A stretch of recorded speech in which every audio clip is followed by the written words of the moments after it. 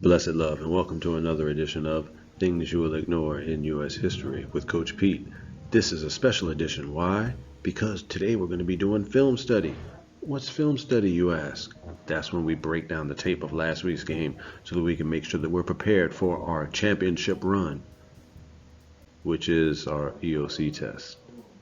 So, we're going to take a look at the common assessment questions, break it down, make sure that everybody's on the same page so that we can pick out the plausible distractors.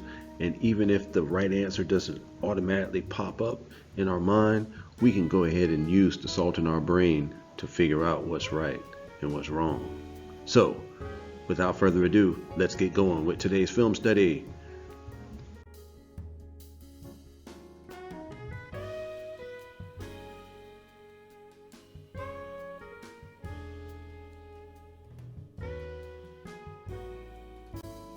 Alright, question number 1. The following diagram represents events that led to the Great Depression. There we see consumer production soars after World War I. Next we see advertising encourages consumers to buy more. Then there is a blank space.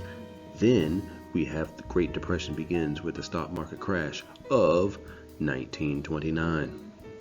Which statement of the following statements completes the diagram?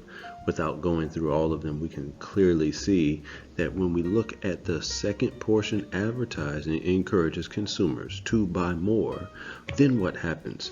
A, credit purchases become popular. So the correct answer is, say it with me, y'all, A.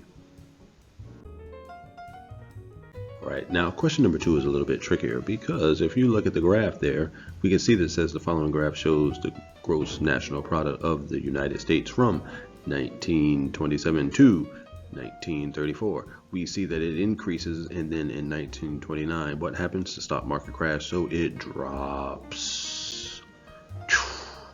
So the question asks us, how did the U.S. economic policies contribute to the change in the gross national product from 1927 to 1934? All right, once the stock market crashes, all right, you can't afford to look at international business because you have to focus on the domestic, have to focus on the households, have to focus on what's happening right now in your own country. And then people want to protect that. They want to protect what's happening. So the answer is C, protectionist policies decreased international business. Question 3. The following is a list of New Deal legislation. There we see the New Deal legislation.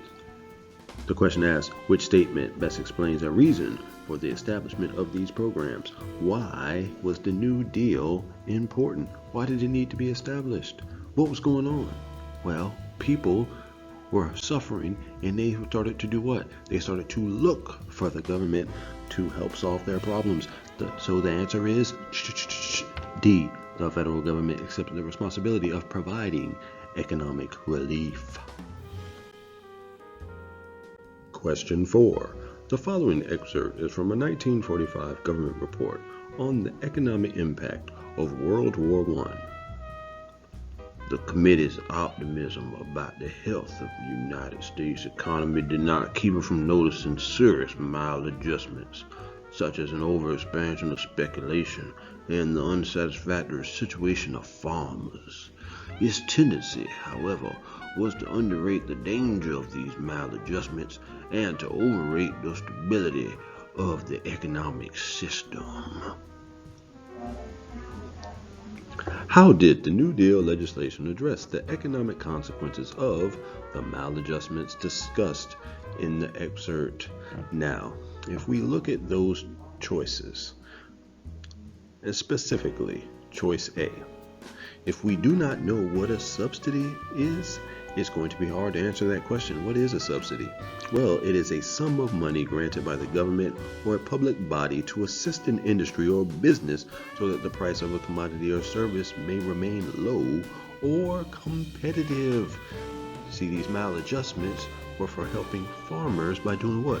Creating that bailout, creating that sum of money, creating a subsidy. So the correct answer is, say it with me, y'all, A. We're in the home stretch now. The following excerpt is from a 1921 address to Congress by President Warren G. Harding. I said Warren G. Harding. I had said to the people we meant to have less of government and business, as well as more business and government.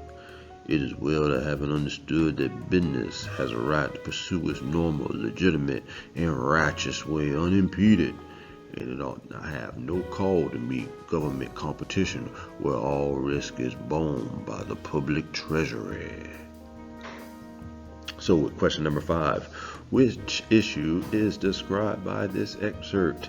Now, if we look at the answer choices, we have A, support for the formation of industry, trusts, and monopolies. B, dependence on high tariffs rather than taxes to raise revenue. C, non-intervention policies that would encourage an economic boom. And D, reconstructing of the money system and prevention of bank failures. Now let's go back to the excerpt and let's take our eyes and put it on in righteous way unimpeded.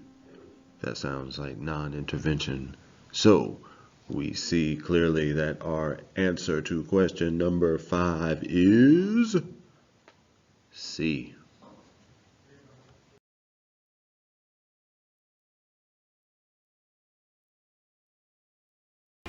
Blessed love, and thank you for tuning in to another edition of Things You Will Ignore in U.S. History.